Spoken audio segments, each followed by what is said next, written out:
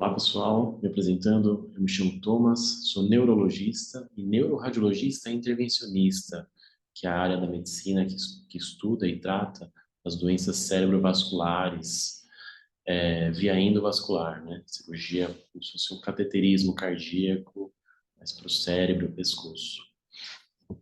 E o tema hoje é aneurismas cerebrais. Aneurisma cerebral, de uma forma genérica, engloba várias doenças, entre elas os aneurismas saculares propriamente ditos, que é o tema dessa aula, mas existem também os aneurismas dissecantes, que como se fosse um rasgo na artéria, que pode fazer essas lobulações. Aneurismas micóticos, que geralmente são embolias sépticas, como bactérias por uma endocardite que vai lá, e isso acaba degenerando o vaso e formando esses aneurismas distais. Os aneurismas de Charcot-Bouchard, que são aneurismas de vasinhos que a gente chama de perfurantes, ou as lentículas estriadas, vasos mais frágeis e mais susceptíveis à ruptura em quadros de hipertensão intracraniana, hipertensão, por exemplo, sistêmica, tá? Então a gente vai falar aqui sobre os aneurismas saculares. Aneurismas saculares, a maioria deles está no polígono de Willis, no sistema aberto basilar e na bifurcação da cerebral média. Aqui a gente tem o exemplo de um aneurisma da carótida interna, no segmento da carótida interna chamado comunicante posterior, porque é de onde nasce a artéria comunicante posterior. Isso aqui é um aneurisma sacular. Então, falando um pouco de epidemiologia, que a prevalência é quanto de pessoas que têm com essa doença? Estima-se em torno de 3% da população, então 2 a 3%, né? Então a gente calcula aí que cada 30 a 50 pessoas tem cada uma delas, cada grupo de 30 a 50 pessoas tem pelo menos uma que tem um aneurisma cerebral.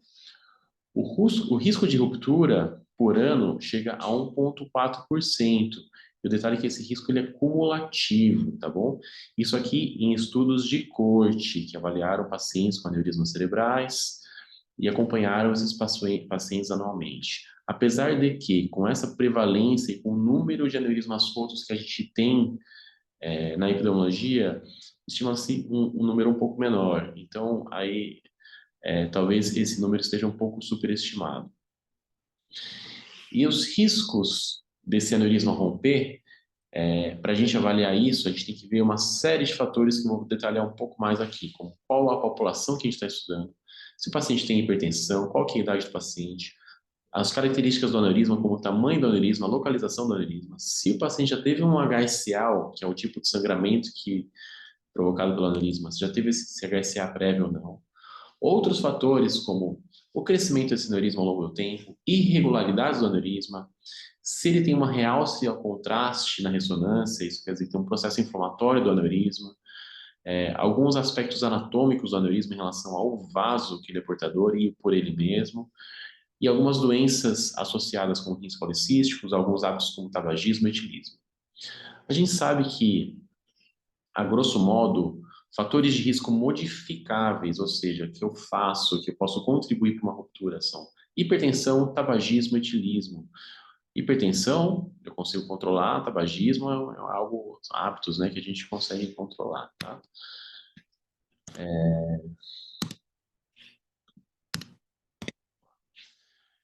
Então, eu já falei antes, o risco de ruptura desses aneurismos é em torno de 1,4% ao ano, e quando se rompem, a morbimortalidade é muito grande, ou seja, o risco de óbito ou uma sequela grave, incapacitante, é grande, né? Então, 2/3 desses pacientes acabam indo a óbito ou a uma sequela grave.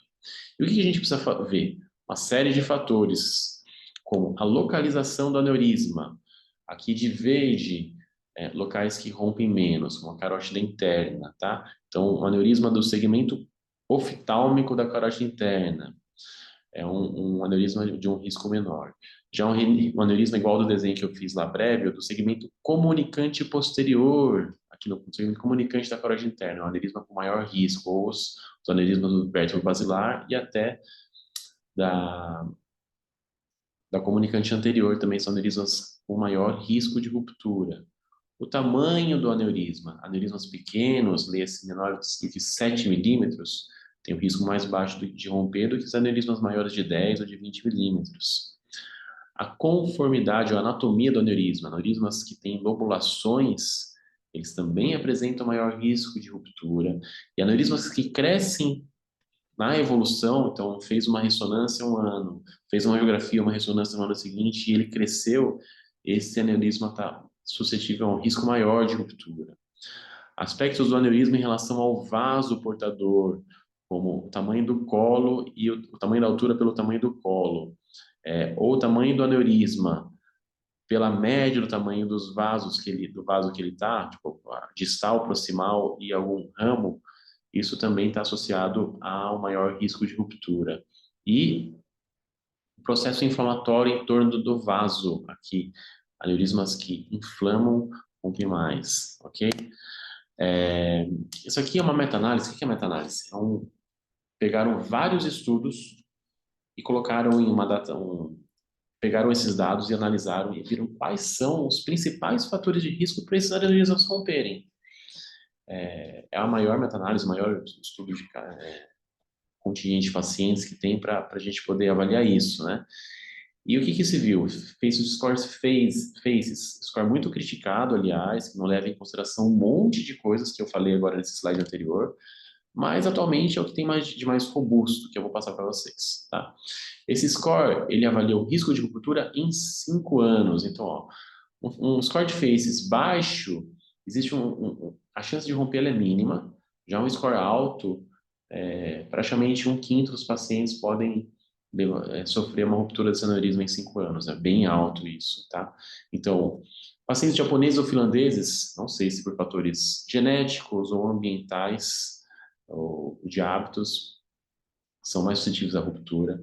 Pacientes hipertensos, com idade maior de 70 anos, aneurismas grandes, quanto maiores, maior o risco, um sangramento prévio, HSA prévio, ou aneurismas localizados principalmente na cerebral anterior, no segmento, na comunicante posterior ou na cerebral posterior, existe maior risco de ruptura desses aneurismas.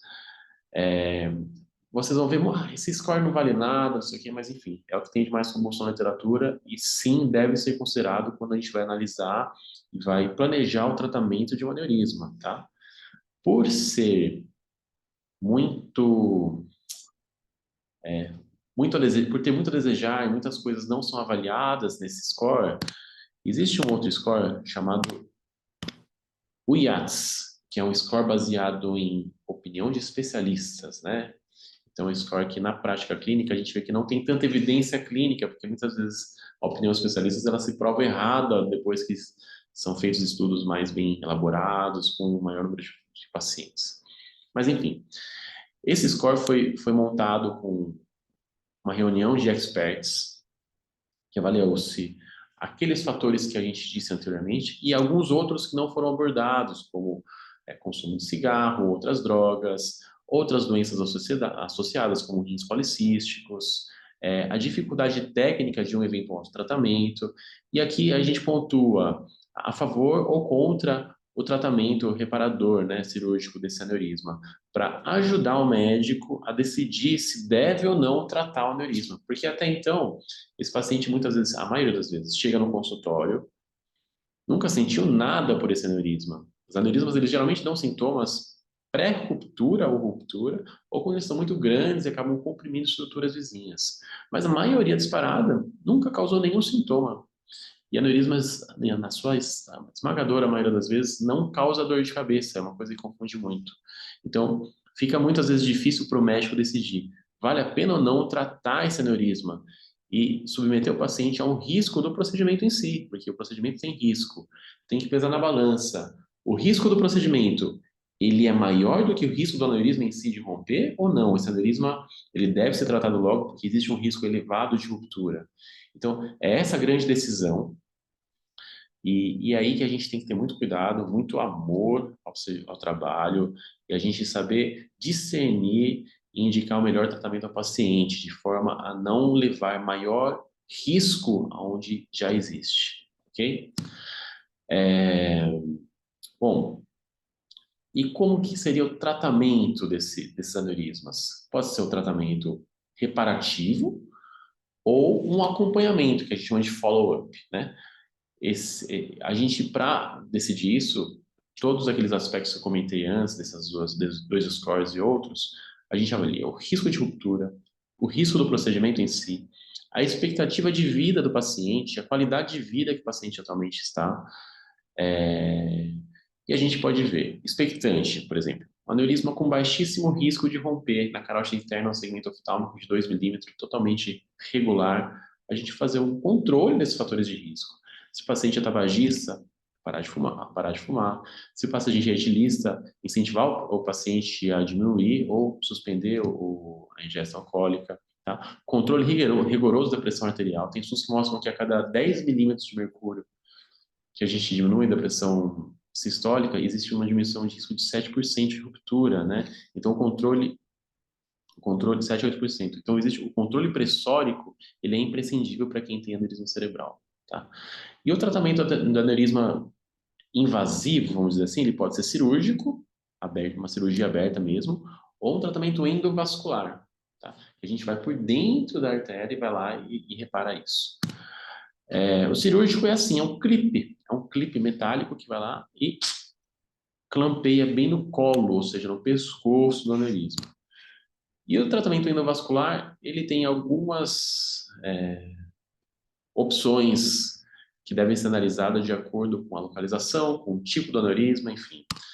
Então, aqui, a gente coloca um catéter dentro do aneurisma e preenche com um fio de metal que a gente chama de molas, né, coils, geralmente de platina, que dão esse aspecto bastante escuro na angiografia, protegendo o colo, a maioria das vezes com um balão.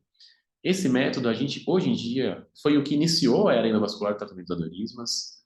Na verdade, antes já existiam outros métodos mais arcaicos e com maior risco, mas esse aqui foi o que realmente alavancou. E hoje em dia esse método ainda é muito utilizado, mas principalmente só para, quase que exclusivamente só para aneurismas rotos, tá? Os não rotos a gente, na maioria das vezes, usa isso. Aqui um exemplo, então, um aneurisma roto, tá? Que a gente colocou o balão aqui, esse é o balão, e protegeu o fundo do aneurisma onde rompeu, e ele possivelmente existe ainda uma parte que preenche aqui, mas já está sem risco dessa localização que rompeu de sangrar, então baixíssimo risco. E isso aqui posteriormente tem que ser tratado, colocando um stent, né? Mas aqui é tirando o paciente da emergência para não ressangrar, tá? A gente pode usar um stent chamado diversor de fluxo. A gente nem mexe no aneurisma, coloca no vaso e esse aneurisma ele diminui o fluxo, existe uma trombose e um processo de epitelização aqui, endotelização em volta do stent que acaba fechando o aneurisma. Então aqui um exemplo, né? O aneurisma do segmento oftálmico, grande, lobulado, com risco razoável de ruptura. Foi colocado stent, ó, esse aqui é o stent. Não é tão fácil de ver, né? Mas a gente vê. Liberou o stent. E ele cobriu o colo do aneurisma, né? Então, isso aqui é o controle depois de 6 meses. Não, isso aqui é o controle imediato, perdão. Então, a gente vê o aneurisma, existe um represamento de contraste dentro do aneurisma, ó. Ó, onde está o mouse aqui, ó. O sangue passa e fica esse contraste dentro do aneurisma. Onde tem sangue parado, sangue trombose, e o aneurisma acaba sendo trombosado e excluído da circulação. Isso aqui é o controle, em 6 meses não existe mais o aneurisma, né? Ó. Aqui, antes do tratamento, e aqui o controle, depois o aneurisma estava exatamente aqui, não tem mais, tá? A gente pode colocar um stent e molas ou coils associado, ou espirais de platina, como você preferir falar, né? Então aqui, ó, o aneurisma, tá vendo que tem um monte de dedo feio esse aneurisma? É o aneurisma da bifurcação da artéria cerebral média, tá? Aqui a gente consegue ver, ele não é tão grande, mas ele é super lobulado, né? Bem feia a característica dele. Aqui tá ele, tá bom? E a gente avança. Esse é um stent, tem só as bolinhas que a gente consegue ver dele. Liberou ele aqui, tá bom? Ele é um tubinho de metal, tá? Com vários furos. E daí a gente passa pela malha do stent e preenche o saco do aneurisma e ó, e fechou. Então não circula mais sangue pelo aneurisma. Esse aneurisma está tratado, tá? E aqui um controle, uma aquisição em 3D, a gente reconstrói a imagem assim, ó, não tem mais aneurisma. tá? A gente pode ainda de usar o diversor de fluxo, aquele estente que sozinho já trata aneurisma, mais molas. Geralmente a gente combina esse tratamento em aneurismas maiores ou aneurismas gigantes para acelerar o processo de trombose, né? Então, assim, esse aqui é um aneurisma gigante, é uma localização que rompe pouco no segmento intracavernoso, porém, essa paciente, além de estar com sintomas comprimindo estruturas vizinhas, tinha dor, e aqui a gente precisou, ó, então isso aqui é uma angiografia ANS, é bem, bem grande, né? A gente precisou colocar um stent, aqui, liberando ele, e preencher uma parte do aneurisma com essas molas, né? Então aqui é o controle inicial e logo depois o procedimento, ó. Aqui tem um artefato das molas, mas ó, a gente vê que o vaso foi preservado e o aneurisma está totalmente tratado aqui, tá? Bom, então a possibilidade de aneurisma de tratar cirurgicamente com o clipe, que eu falei. Existem algumas localizações que é até mais fácil é, por via cirúrgica e outras mais fáceis por via endovascular. Quem vai poder falar isso é o médico especialista, levando-se em conta uma série de fatores como a experiência do médico e da equipe que irão realizar o tratamento, o material disponível, então onde você está, onde você mora, quais as equipes que tratam isso, a localização do aneurisma, dificuldades técnicas para a cirurgia aberta e para a cirurgia endovascular, e a condição clínica do paciente. Eu acho interessante, geralmente, essas decisões serem com mais de um especialista realmente, não só o cirurgião, não só o endovascular, mas uma decisão em conjunto, tá? E ficam aqui os meus dados para quem tiver dúvida, quiser entrar em contato, consulta também. E um grande abraço a todos.